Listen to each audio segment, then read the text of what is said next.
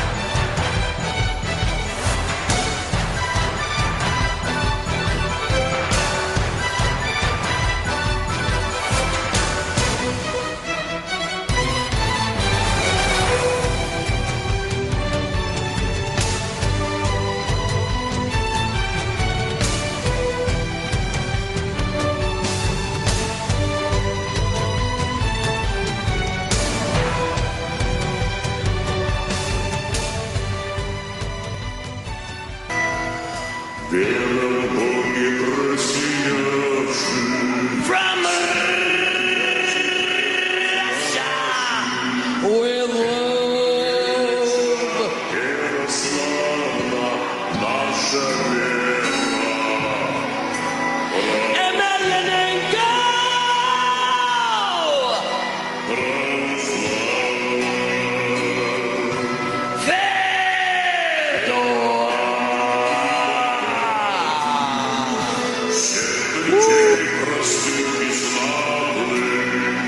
Much respect to Len Hart, the fucking announcer at the Pride shows. Welcome everybody to part 2 of Cage Combat with Homeboy88, myself, and my fucking John Anik, my Jim Lampley. Here he is, Christopher AMBS, Chris Ambs. What's up, brother? How's it What's going? up? What's up, homeboy? Yeah, that's right. It's me. It's Christopher Ambs. That's AMBS, like lambs with no L or bullshit first thing in the morning, depending on how adult you get. Yeah, man. I'm stoked to be here. I loved listening to that intro. Yeah. Fuck, man. I don't care what anybody says. Pride just did the presentation of mixed martial arts so much better than the UFC, You think? especially at the time. Okay. And even now, I still look back at some of those Pride events and I go, man, I wish that they still did stuff like this. Yeah, that the lady Len Hart, man, she's so fucking good, right? Doing those intros.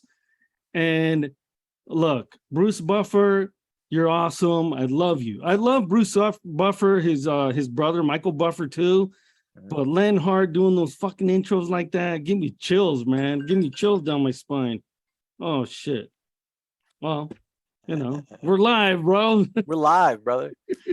No, but yeah, Pride was awesome. Man, the buffers are both, I mean, they're great in their own way. I have always kind of thought this about Michael Buffer, though. He basically just comes across like he's just snorted a line of coke, like for every single moment that he's out there. Because it's not just like, because his brother is so classy, right? Like I grew up boxing, right? I grew up watching boxing and I started watching UFC at like UFC 3, but I was already like 12 or 13 or something like that by the time that show came around. So I was used to, I was always used to Michael Buffer and his, ladies and gentlemen, like very, like he's very, let's get ready classy. to rumble. Yeah. Right. And then like watching his brother, it's just like, it's time! Like he just like, and he's jumping around and hopping in the fucking cage. I fucking love it though, man. It pumps me up. 5 rounds for the UFC middleweight champ, whatever he does. It's great. But Len Hart, man, she does a great job. By the way, before we get into Fedor Emelianenko, which is the first topic, is he the greatest heavyweight of all time? Daniel Cormier says no, and he was talking shit. But I have to disagree, DC. I think he is. But before I forget, Len Hart, if you pay her money on like some phone app or whatever, she will do a special intro for us for fucking Cage Combat. Wow, that would be cool. Dope, right? That would be pretty sweet, bro. Or whatever she's gonna do, Dope. So what do you think, man? Fedor, is he the greatest heavyweight of all time for mixed martial arts? Or if he's not, who's your pick, Chris? Okay, first of all, I want to address Daniel Cormier's comments. I think that there is a difference between most talented heavyweight of all time and Mhm. the greatest heavyweight of all time. And I've always made this distinction in my head as well. I think that the most talented heavyweight boxer, for instance, that I've ever seen box is Mike Tyson. Oh shit. I don't think that anyone who's ever lived has been as talented as Mike Tyson. But if you ask me who the greatest heavyweight of all time was, I would still say Joe Louis. Even though I don't think that Joe Louis could compete with Mike Tyson or Muhammad Ali or Joe Frazier or a number of other people in the heavyweight division history, Mhm.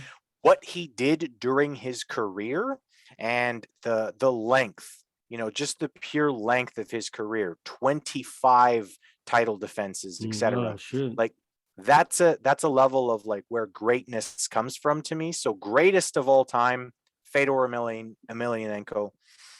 Well, I what don't about Rocky Marciano? He whipped Joe Lewis's ass. Nah, I'm just Yeah. kidding. No, but I mean, yeah, that's the thing. Like head-to-head conversations, etc. Like those things are are conversations worth having. But I don't think Marciano would have lasted 4 rounds against Mike Tyson, and I don't feel bad about No, no, saying no, that. no. I'm just Like, doing a coming in America thing. Yeah. yeah, man. But yeah, I think Fedor, probably the greatest of all time in terms of heavyweights. At least so far, I think that I- I'm open to the possibility of somebody coming in and having as lengthy and as dominant a run as he did too. But I mean, if you look at what he did, he was undefeated for such a long time. Yeah. I think 27 wins in a row or more. And 29. then, Shit. and I mean, think about the competition that he was facing at the time too. I mean, Yeah. he beat Noguera, uh, Twice. Well, he not beat twice, but Coleman, he beat Krokop, he beat literally everybody else who would face him at the time. And I know that there are people who are like, oh, but he ducked Brock. No, he didn't duck Brock. Brock didn't want anything to do with Fedor Emelianenko. Otherwise, they would have offered him the proper amount of money to come through. right. Um, Fedor was a different beast during Beast, his man. run, Fucking beast. and And can I just add, DC, you're saying that Fedor would not do good in the UFC. What are you fucking on? Because he beat UFC champions.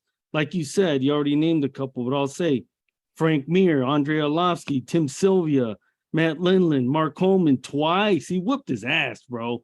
Kevin Randleman, after the slam, he fucking armbarred him or Kimura him after like 10 seconds. Gary Goodrich whooped his ass. No girl, he beat once, and the other one was what? No contest or a draw? no Can't, contest. But okay. they rematched for a third time, and he beat him. So he did beat Oh, him okay. twice. You bit him twice. I mean, what do you want him to do, DC? He can't fight in the fucking future, you know? And I think just like Mike Tyson, when he was in his prime, he was unbeatable. Mike Tyson, early on in his career, when he was young and he was getting trained by Cus D'Amato, even after Cus died, that motherfucker was a machine, man. Yep. Not only can he hit you with the right and the left and the uppercut and everything like that, the guy had the peekaboo style, so he was hard to hit. He Yep. was hard to hit, great fucking feet in there, and he would just throw bombs on you. Yep. So for me, Fedor is the greatest heavyweight of all time. No doubt. Yep, that's. I mean, so we're 2 for 2 on Fedor for sure. I just Awesome. think that the length of his run combined Mhm. with the competition that he was facing at the time, and I'm sorry, but anybody who was watching MMA at the time knows that the heavyweights in Pride were 10 times as good as they were in the Crow UFC. Cop in his prime The was fucking scary, man. yeah, yes, dude. What was that? Left leg hospital, right leg cemetery. I think it was the opposite, but still, man. Oh, Yeah, holy shit. Yeah. I That's mean, insane. he was insane. And honestly, if you were watching mixed martial arts, if you were watching both Pride and the UFC at the time, you were watching a bunch of light heavyweights, try to jump up, or guys who were kind of a little bit fat in the UFC heavyweight Hmm. division. They didn't. Right, They were not an elite group at the time. right. Fedor faced and beat the most elite heavyweights of his era, and he did it consistently. And by the time he started losing, the fact Yeah. was that his body was simply breaking down and he wasn't able to do it anymore. And that happens to all great fighters. Eh, Um, And it was sad because when he fought Fabricio Verdum and he knocked him down, he went down to ground and pound him like he always did to his opponents. Okay, he got caught in that fucking armbar / triangle. Hey, and then he just went on a skid a little bit, right? Yep. Bigfoot beat him, knocked him out, and and Dan Henderson beat him. Hendo. But the thing about Dan Henderson was, I think Herb Dean stopped it way too early. Way too early. It was definitely an early stoppage. But I honestly think that by that point in his career, Verdum was punchy. That happens to a lot of really good fighters. At a certain point after you've been knocked out a time or two, it starts to get easier and easier and easier for you to get knocked out. You need less and less damage to the head in order for your brain to shut off. So I think that, to suggest that, oh, well, he lost to these three guys, therefore he wouldn't have been able to compete in the UFC. We're talking about a fighter who was done at the time. The Muhammad Ali who fought Larry Holmes, he wouldn't have been a heavyweight champion. He was done by that point. So, no way. I mean, look what Mike Tyson did to Larry Holmes. Payback's a bitch. GSBD, ghetto style beat down. I'm gonna give a shout out to Mike, who used to say that at work. I stole that from him. GSBD. I loved when he used to say that. So shout out to you, Mike. Anyways, let's go on to the next guy because we're giving out some love to these fighters, man. A guy that just recently got his title back, Demetrious Mighty Mouse Johnson. Now, we're talking about Fedor for the heavyweights. I think for the lower weights, for the little guys, I hate to say little guys, for me, he might be the best. I don't know. What do you think, Chris? I think any discussion about who is the pound for pound greatest of all time in terms of mixed martial arts, you have to be discussing Demetrious Johnson. He was absolutely dominant over fantastic competition for forever. There's a lot of conversation right now. Who's the greatest of all time? And we hear the same old names: John Jones, Anderson Silva, GSP. All of those guys deserve to be in the conversation. Don't get me wrong. Okay. But Demetrious Mighty Mouse Johnson is in that conversation. I think he belongs somewhere near the top of it, if not the top. And being able to run it back the way that he did after losing via flying knee and then winning the title back via flying knee. I mean, what more could you ask for? Yeah, he's a killer. And to be honest with you, he beat Henry Cejudo so easily with that knee shot to the body, the first fight. And then the second fight, it could have gone either way. But you know what? I'm not a conspiracy theorist per se, but I think that in that second fight, I don't think he wanted to be there anymore, man. The UFC, they were just, not treating him right. They're disrespecting him in a lot of ways. And I think he wanted to leave. Chris. Yeah, I think that there's something to that. Anybody who was watching at the time remembers the conversations constantly coming back to, well, we might just shelve the division. We might just shelve the division. We probably don't really need this division. We'll probably just shelve it. And I mean, that was consistent for 3 years. And it was basically, well, no one can compete with Mighty Mouse. We might as well just shelve the division. And the problem with that is that some guys are just naturally at that weight. That's where they belong, because that, I know that's what the UFC wanted. They wanted Mighty Mouse to say, okay, fine. I'll jump up in divisions so that we can sell a better pay-per-view or whatever. But that's his weight. That's what he weighs.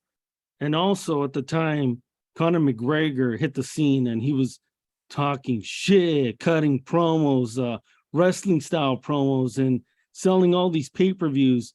And they were probably looking at Mighty Mouse to do the same.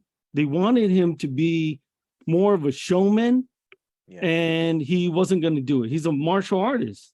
And that's what he has said in so many interviews, that they wanted him to do that, but he's him. That's who he is.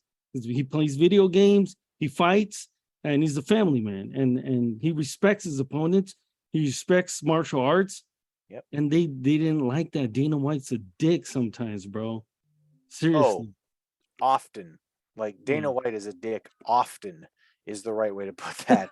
And I mean, listen, no, I mean, I'm not going to knock the guy's hustle. I mean, No, no. he's a fantastic businessman. He's super smart. I agree with a lot of what he has to say, Mhm. period. You know, but I mean, yeah, he's a dick a lot of the time. And I think a lot of successful people are, so fine, fair play. Yeah. But asking someone Yeah. to be something they're not is just not fair. You No. know, Mighty Mouse is he's a nerd who Yeah. fights. Like He said that too. that's what he is. He's a nerd who fights.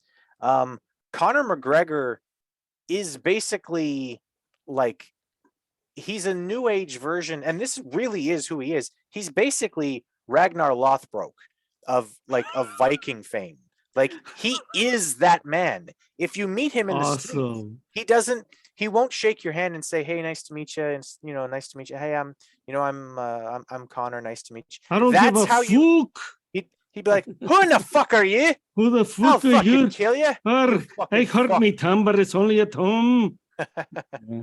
but like Mighty Mouse, really, like that's if you met Mighty Mouse on the street, you would have no idea that he was a professional fighter because he would just smile at you and say, "Hi, nice to meet you." And he would shake your hand and be like, "Hey, how's it going?" and everything. He's a great guy. Yeah. Yes. But like we're talking about Dana White, sometimes he's right. And we'll transition into this. Mighty Mouse, you're one of the greatest ever. We'll transition into Dana White sometimes has it right. And when I think Dana White has right is about Jake Paul. Listen, guys.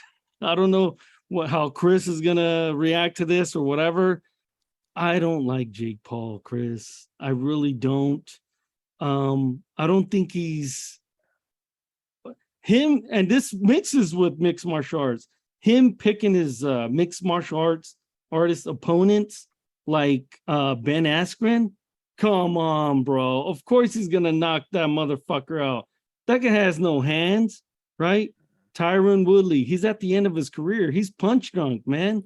And I mean, if you watch Tyrone towards the end of his career, the last time he threw a punch, like actually threw a punch, was probably 4 or 5 fights before he retired. Oh my God. Yeah. He just wasn't throwing, like never mind landing. He wasn't engaging in a fight. That's why he kept losing. Yep. And he was losing easily every fight because he basically came into the cage, stared at his opponent, got taken down or hit, and that was it. He didn't do a thing for the last few fights of his career. So do you think Jake Paul saw that and said, "I want that guy"? 100%. Okay. Then that's 100%. smart.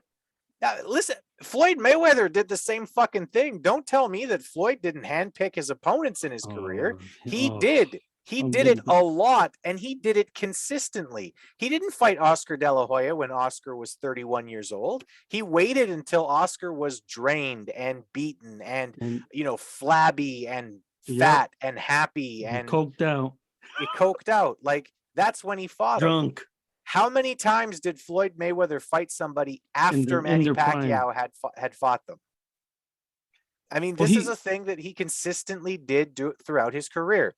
He found the right opponent. He handpicked them. That's why he's an unbeaten fighter.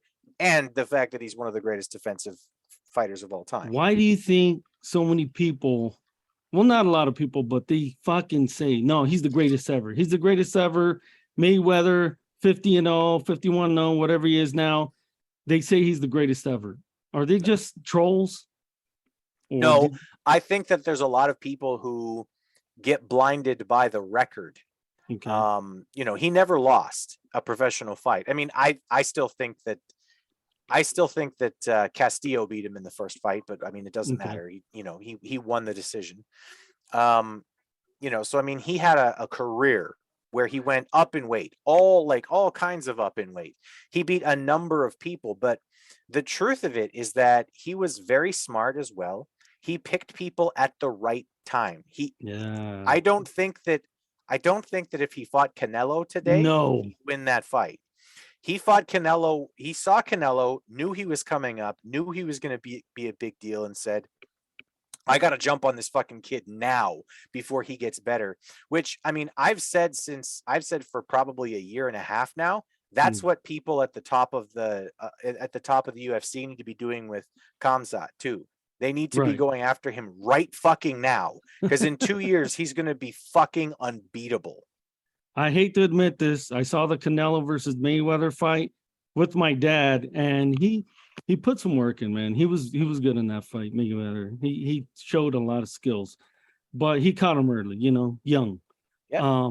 But let me just ask you really quick, and we'll go back to MMA. If Mayweather fights Pacquiao right away when they first started talking about it, it would be a different fight. I think it would have been a very different fight. But I also think that if Mayweather fought Ricky Hatton a year earlier, that's a different fight too. Okay. Again, like, I think that if Mayweather waited a year and a half to face Canelo, that's a different fight. I think that if he fought Oscar a year and a half earlier, that's a different fight. And that's what I mean about Floyd. He never ducked anybody. I'm not going to sit here and say that he avoided people, because that's not real. He went after everybody, but he picked and chose when. It was always going to be on his terms.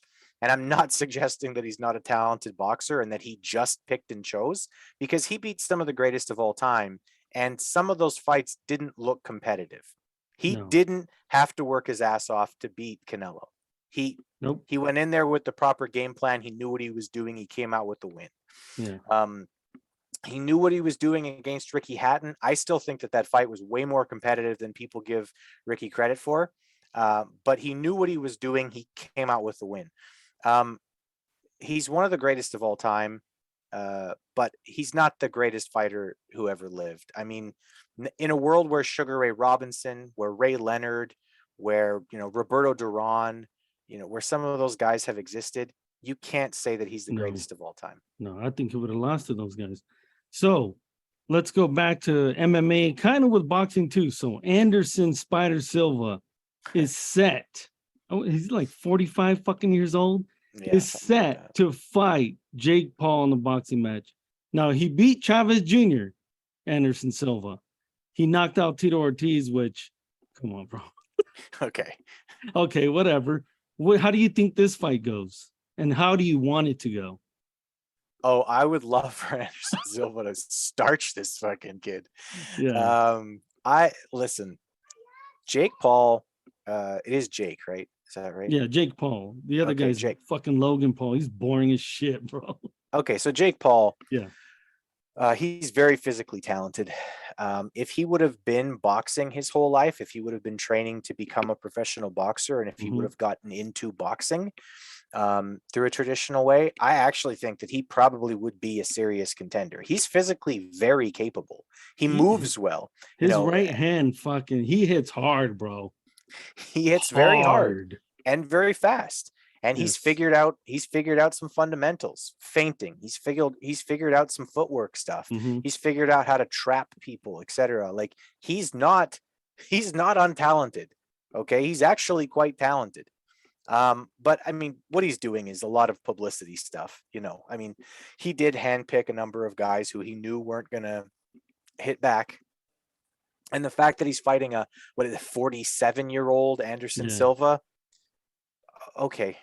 I mean, that's fine. Does he have a chance? I think he has a chance. Okay. I think either one of these guys have a good chance in this fight.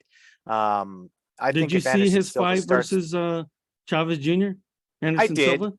I did. I wasn't impressed, but I've never been impressed with Chavez, so I don't. Oh, yeah, that was embarrassing.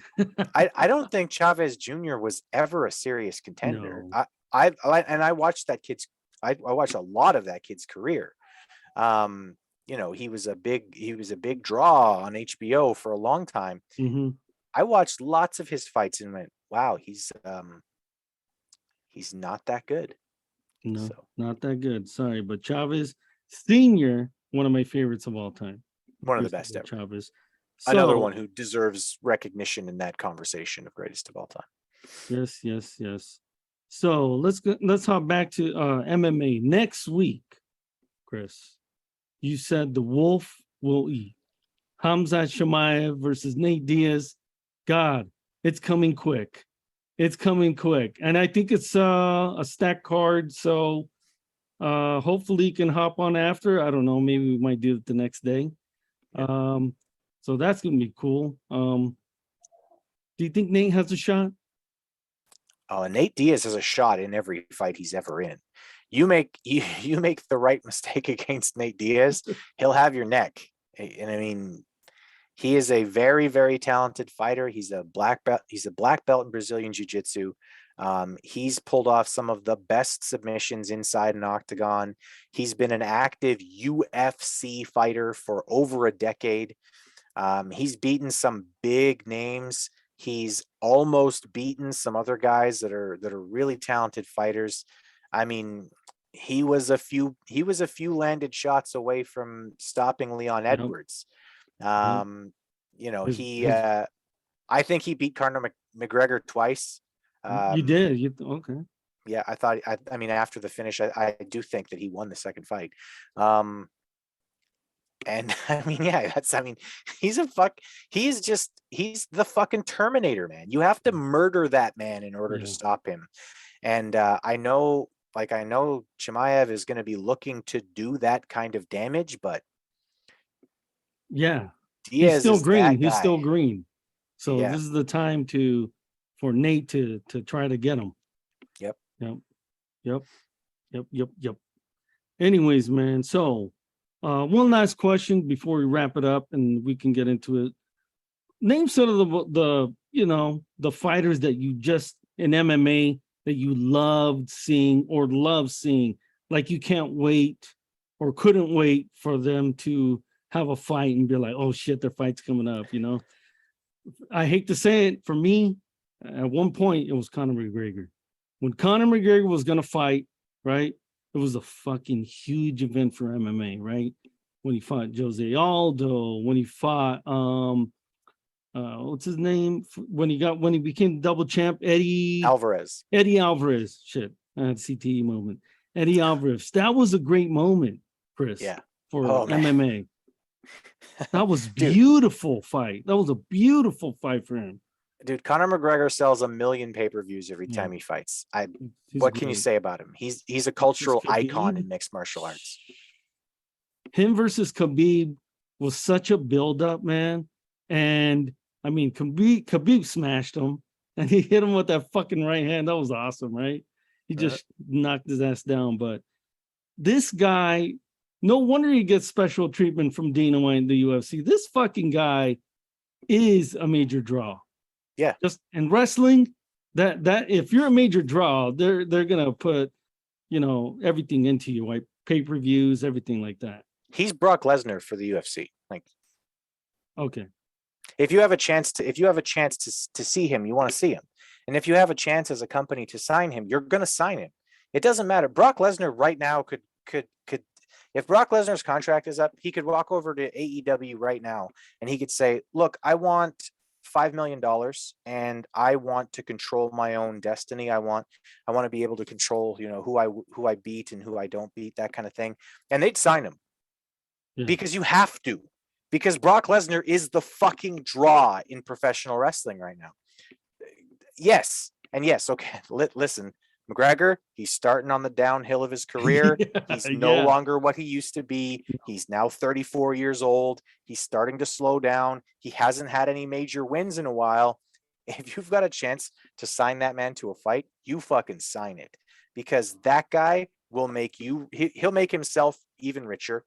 He'll make his opponent rich. Right? Break out the red panties. Right? He knows who the fuck he is. So, I mean, Conor's a great one. For me, the one guy who, ever since I've been watching MMA, if I know he's fighting, I'm watching it, is the Axe Murderer, dude. I love me some Vanderlei Silva. Okay, yeah. I Pride, every single time, man, especially back in the Pride days, because you just knew it didn't matter. There was going to be some kind of super violent shit that was going to fucking happen with Vanderlei Silva.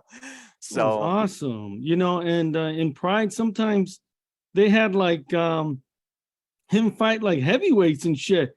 He fought Mirko Krokov. That was nasty, bro. That fucking head kick.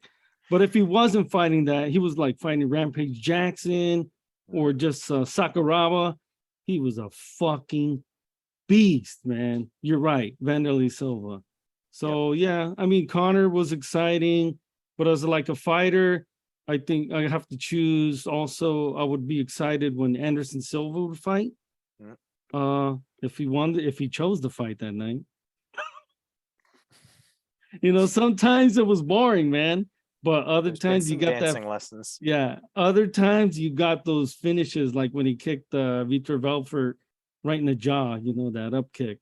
And or Forrest Griffin, he knocks him out going backwards, or just doing the Matrix move against the cage against Stephen. Whatever he did, he was a bad motherfucker, Anderson Silva. For sure, dude. Too. Yeah. For sure. I would say that my other two, if I was going to pick two more, GSP, just because he's classy, and I mean he's Canadian, right? He's one of the greatest of all time. You know, he's from Canada. Oh, yeah. His life story is actually like, I'm not going to say it's a lot like mine. Obviously, I'm not a fucking champion in anything. You're a bully? But you know, I was bullied pretty relentlessly. Yeah, I was the shortest, skinniest kid in class my whole life until grade 7. And then I had a growth spurt and I learned how to box. I beat up one fucking kid and then I never got bullied ever again. But you know, like seeing that kind of personality, you know, in the UFC, very respectful, very classy. I love me some GSP. And of course, I've got to go on the complete opposite bipolar fucking end of things.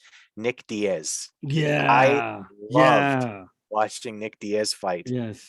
I've never seen somebody so creative in my life. He is just a creative fighter. He can knock you out. He can tap you out. He can take you to decision and make you look stupid. Nick Diaz was one of my favorites. And he always has that mad dog face, bro. You know what I'm saying? Yeah. Oh, and he talked to people. Where you at? In real life, he's probably a really super nice guy, I heard. Honestly, I've heard the same thing. I have heard that he played up a lot of the bullying stuff in order to sell fights. And I mean, God bless him. I hope Nick's doing good too. GSP is awesome. I'm not impressed with your performance. GSP. Yeah, Nick Diaz. Nick Diaz and Pride versus well, you'll see it in the highlights when I put it at the end of the show. And by the way, guys, the Gogo Plata, is it the Gogo Plata finish? Fucking love that. This is in fucking video form. I should have said that at the beginning, but this is in video form on Spotify. We're gonna have a bunch of cool stuff, including a cool Pride FC intro and a Fedor intro. And then you can check us out, you know, right here. You can see how Chris looks like and I look like. That's right. You can see my handsome face. But anyways, man, we'll reconvene next week, Chris. You know, this was just a little jam-packed cage combat. We'll put it out. And the first show, man, went great. Yeah, man. Yeah, it's awesome. I love talking fights. And I thought we did good. And I'm super stoked that so many people listened in and you know, had to listen to us. And hopefully with this video format where we got some highlights in the background and stuff, it's going to be even cooler. Cool, man. So we're going to take you out with a song right now from Kid Rock. Introduce it, Chris. Yeah, it's Saturday Night's All Right for Fighting. It's the Kid Rock and Nickelback version. Don't fucking hate me till you listen to it, folks. This one used to open up Saturday night's hockey night in Canada, and I fucking love it. Thank you, Chris. Thanks for helping me. Peace out, man. 7 o'clock.